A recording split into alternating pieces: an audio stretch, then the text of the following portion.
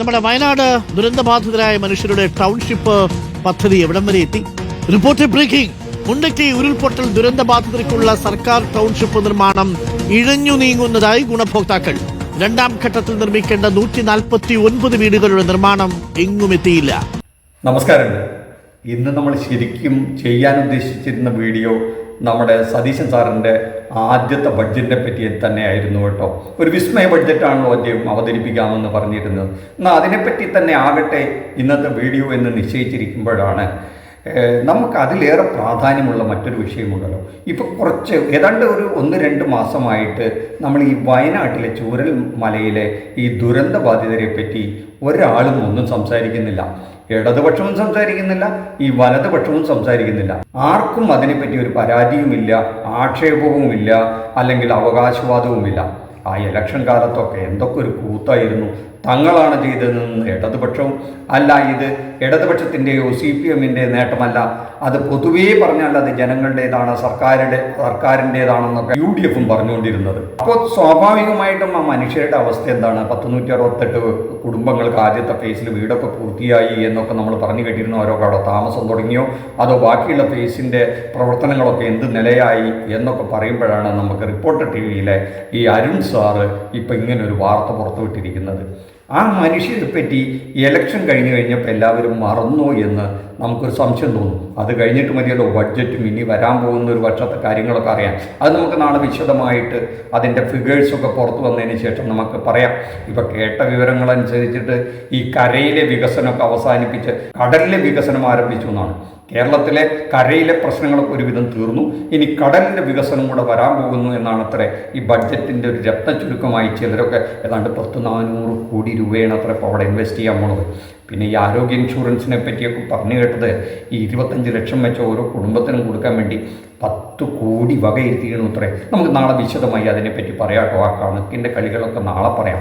400 കോടി രൂപ കടലിൽ കലക്കി കളയാനാണോ എന്ന് നമുക്കറിയില്ല. എന്തായാലും അത് നാളെ നമുക്ക് കുറേ കൂടെ അതിനെപ്പറ്റി പഠിച്ച് വസ്തുതകൾ അറിഞ്ഞ് പറയുന്നതാണല്ലോ അതിൻ്റെ ശരി. അല്ലാണ്ട് വെറുതെ ഒരു വിമർശനം പറഞ്ഞുകൊണ്ട് കാര്യമില്ല. അപ്പം നമുക്ക് ഈ ചൂരൽ മലയിലേക്ക് തന്നെ തിരിച്ചു വന്നാൽ ആ മനുഷ്യരുടെ സ്ഥിതി എന്തായെന്ന് നിങ്ങൾക്ക് ആർക്കെങ്കിലും അറിയും? അവിടെ എന്തായി വീട് പണി? ഇപ്പോൾ ഇവർക്കൊന്നും ഒരു താല്പര്യമില്ല കേട്ടോ. അവിടുത്തെ വീടിൻ്റെ ലീക്കിനെ പറ്റിയോ, അവിടുത്തെ സൗകര്യങ്ങളെ പറ്റിയോ, ഇതിൻ്റെ ലോക നിലവാരത്തെ പറ്റിയോ ഒന്നുമില്ല, ഒരാക്ഷേപമില്ല.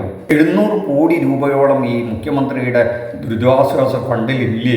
മുഖ്യമന്ത്രിയുടെ ദുരിതാശ്വാസ ഫണ്ടിൽ നിന്നല്ലേ ഇതൊക്കെ ചെയ്തിരിക്കുന്നത്? എന്ത് അവകാശമാണ് CPM-നും ഇടതുപക്ഷത്തിനും ഇതിനെപ്പറ്റി പറയാനുള്ളത് എന്നൊക്കെ ചോദിച്ചൊരു UDF ഉണ്ട്. അപ്പം നമുക്ക് ചോദിക്കാനുള്ളത്, ഏതാണ്ട് 700 കോടി രൂപ ഈ വയനാട് ദുരിതാശ്വാസ ഫണ്ടിനായിട്ട് കളക്ട് ചെയ്തതിൽ വെറും 200 കോടിയിൽ താഴെ മാത്രമേ അവിടെ ചിലവാക്കിയിട്ടുള്ളൂ. ബാക്കിയൊക്കെ ഈ പിണറായി സർക്കാർ പുട്ടടിച്ചു എന്നൊക്കെയാണ് ഇവർ അധിക്ഷേപം പറഞ്ഞിരുന്നത്. അപ്പോൾ ഇവർ അധികാരമേറ്റിട്ടിപ്പോൾ ഒരു മാസമായല്ലോ. അപ്പോൾ യഥാർത്ഥത്തിലും ആ ബാക്കിയുള്ള പൈസ അവിടെ ആ ഫണ്ടിലുണ്ടോ എന്നുള്ളത് ഈ ജനങ്ങളോട് പറയാനുള്ളൊരു ബാധ്യത ഈ UDF-നുണ്ടല്ലോ. അത് പിണറായി കട്ടുകൊണ്ട് പോയിരിക്കണോ, തട്ടിക്കൊണ്ട് പോയിരിക്കണോ എന്നൊക്കെ ഈ മനുഷ്യരോട് പറയണം. നമുക്ക് ഈ വീട് പണികൾ പൂർത്തിയാക്കണ്ടേ? നമ്മൾ ഈ UDF-ൻ്റെ കാര്യത്തിലേക്കൊന്നും പോകുന്നില്ല കേട്ടോ. അവർ വീട് വെച്ച് കൊടുക്കുക എന്ന് പറഞ്ഞ കഥയുണ്ടല്ലോ കോൺഗ്രസ്സുകാർ. അപ്പം അതിനെപ്പറ്റിയൊന്നും ആർക്കും ഒരു പരാതിയില്ല. എന്ന് മാത്രമല്ല, ആ വീട് പണിത് കൊടുക്കാമെന്ന് പറഞ്ഞിട്ട് വാക്ക് കൊടുത്തവർക്കും പണി തുടങ്ങി എന്ന് പറഞ്ഞവർക്കും കൂടുതൽ ഭൂരിപക്ഷത്തോടുകൂടെ അധികാരത്തിലേറ്റി കയ്യടിച്ചു കൊടുത്തവരാണ് വയനാട്ടിലെ ജനങ്ങളും കേരളത്തിലെ മൊത്തം ജനങ്ങളും. അപ്പോൾ അതൊന്നും ജനങ്ങൾക്ക് പ്രശ്നമല്ലായിരുന്നു എന്ന് നമുക്ക് ഏകദേശം അറിയാം. എന്നാലും ഒരു മനുഷ്യനറിയാൻ, നമുക്കൊക്കെ അറിയാനൊരു കൗതുകം ഉണ്ടാവില്ലേ? അവിടുത്തെ മനുഷ്യരുടെ ആ വീട് പണി എന്തായി? അവരുടെ പുനരധിവാസം ഉടനെ നടക്കുമോ? മഴക്കാലത്തിന് മുമ്പ് എല്ലാവരെയും അവിടെ താമസിപ്പിക്കുന്നതാണ് ഇടതുപക്ഷം പറഞ്ഞിരുന്നത്. ഇപ്പോൾ മഴക്കാലമൊക്കെ തുടങ്ങി. മഴ കുറവാണെങ്കിലും വയനാട്ടിലെ മഴയുടെ സ്ഥിതി എന്താണെന്ന് അറിയില്ല. എന്തായാലും ഈ മഴക്കാലം തീരുന്നതിന് മുമ്പെങ്കിലും ആ വീട് പണി പൂർത്തിയാകുമെന്ന് നമുക്കറിയണ്ടേ? നമുക്ക് അരുൺ സാറിനോട് ഒന്നും കൂടെ ഡീറ്റെയിൽഡായിട്ട് ചോദിക്കാം. എന്താ അവിടുത്തെ സ്ഥിതി? ഒന്നും കൂടെ വിശദമാക്കി പറയാമോ അരുൺ സാറേ? പ്രതിദിനം 2000-ലധികം തൊഴിലാളികൾ ജോലി ചെയ്തിരുന്നിടത്ത് 600 പേർ മാത്രമാണുള്ളത്. രണ്ടാം ഘട്ടത്തിലെ ഗുണഭോക്താക്കളുടെ നറുക്കെടുപ്പും പൂർത്തിയായിട്ടില്ല. 178 ഫേസ് 1 കാറ്റഗറിയിൽ പെടുന്ന 178 പേരിൽ ഭൂരിഭാഗം ആളുകളോളം ഇന്നിപ്പോൾ താമസാക്കിയിട്ടുണ്ട്. ഇനി രണ്ടാം ഘട്ടം 149 പേരുണ്ട്. അവരുടെ പുനരധിവാസം എത്രയും പെട്ടെന്ന് തന്നെ ഉറപ്പുവരുത്തണം. കാരണം എന്താ വെച്ചാൽ ഈ ഫേസ് 1-ൽ പെടേണ്ടതായിട്ടുള്ള ആളുകൾ തന്നെയാണ് അവർ. പക്ഷേ സർക്കാർ മാനദണ്ഡ പ്രകാരം face 1, face 2A, face 2B എന്നൊരു കാറ്റഗറി തിരിച്ചതുകൊണ്ട് ആശങ്ക അവർക്കുമുണ്ട്. കാരണം എന്താ വെച്ചാൽ ഫേസ് 2A കാർക്ക് 149 പേര് വരുന്ന ഫേസ് 2 കാർക്ക് എത്രയും പെട്ടെന്ന് തന്നെ അവരുടെ പുനരധിവാസം സജ്ജമാക്കണം എന്നാണ് നമുക്ക് പറയാനുള്ളത്. പണി ചെറുതായിട്ട് എഴിയുന്നു എന്നൊരു ആശങ്ക എല്ലാവർക്കും ഉണ്ട്. അത് മാറണം. അപ്പോൾ അതാണ് സ്ഥിതി. ആദ്യഘട്ടത്തിലെ ബഹുഭൂരിപക്ഷം പേരും അവിടെ താമസം തുടങ്ങി. അവരൊക്കെ ഹാപ്പിയാണ്. അത് ഇടതുപക്ഷത്തിൻ്റെ കാലത്ത് സംഭവിച്ചതാണ്.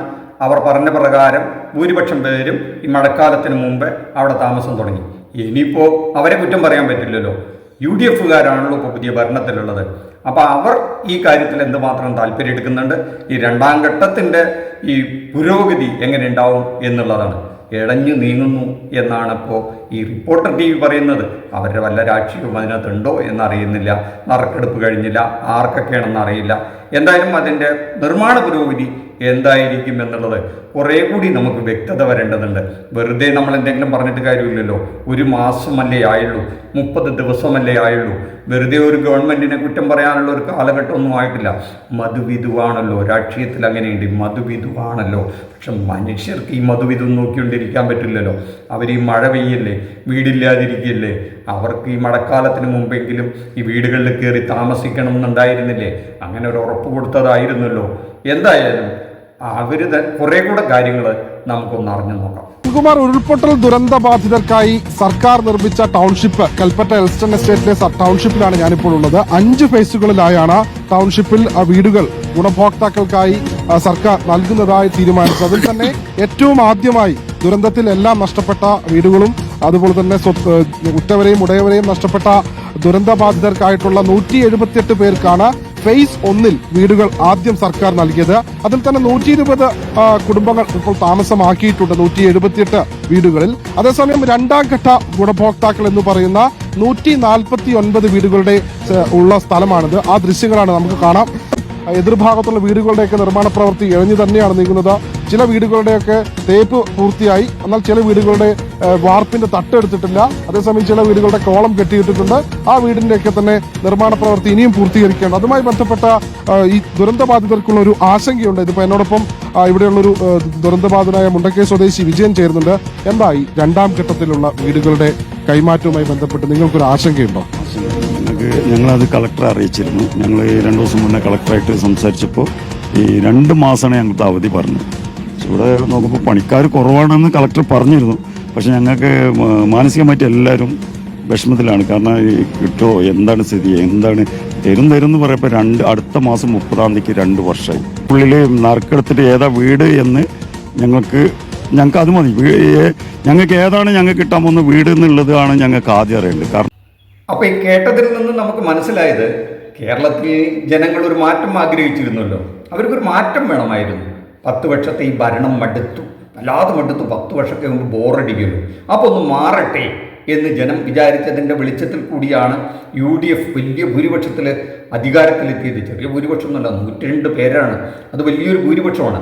അപ്പോൾ ആ മാറ്റം ഈ ചൂരൽമലയിലെ ഈ ടൗൺഷിപ്പിൻ്റെ കാര്യത്തിലും കണ്ടു തുടങ്ങി എന്നാണ് ഇത് കേൾക്കുമ്പോൾ നമുക്ക് മനസ്സിലാകുന്നത്. ഇത് വാസ്തവമാണെങ്കിൽ അപ്പോൾ ഒരു ചൂരൽമലക്കാരനാണ് അപ്പോൾ നമ്മളോട് സംസാരിച്ചതെന്ന് ഈ റിപ്പോർട്ടിൽ നിന്ന് നമുക്ക് മനസ്സിലാകുന്നു. അപ്പോൾ ഈ 12,000 പേരൊക്കെ രാപ്പകൽ പണിയെടുത്തിരുന്ന സ്ഥലത്ത് ഇപ്പോൾ ഏതാണ്ട് 600 പേരേ ഉള്ളൂ. ഇഴഞ്ഞു നീങ്ങുന്നു എന്നാണ് അദ്ദേഹം പറയുന്നത്. ഞങ്ങൾക്ക് ഏതാണ് വീട് കിട്ടാൻ പോകുന്നത് എന്നെങ്കിലും അറിഞ്ഞിരുന്നെങ്കിൽ ഒരു സമാധാനമായിരുന്നു എന്നാണ് അവർ പറയുന്നത്. ഇനി വീട് 2 മാസം കഴിഞ്ഞിട്ടേ കിട്ടുള്ളൂ എങ്കിൽ പോലും സമാധാനമായിരിക്കുന്നു എന്നാണ് അവിടെ വീട് കിട്ടേണ്ട ഒരു വ്യക്തി നമ്മളോട് പറഞ്ഞതായി ഈ വാർത്താ മാധ്യമം റിപ്പോർട്ട് ചെയ്യുന്നത്.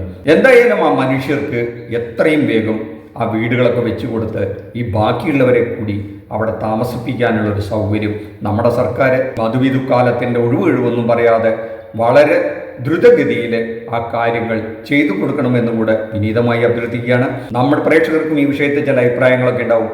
അവരുടെ അഭിപ്രായങ്ങൾ കമൻറ്റ് ബോക്സിലിടുക. മറ്റൊരു വിഷയവുമായി ഒരു എപ്പിസോഡിൽ കാണുന്നവരെ താങ്ക് യു.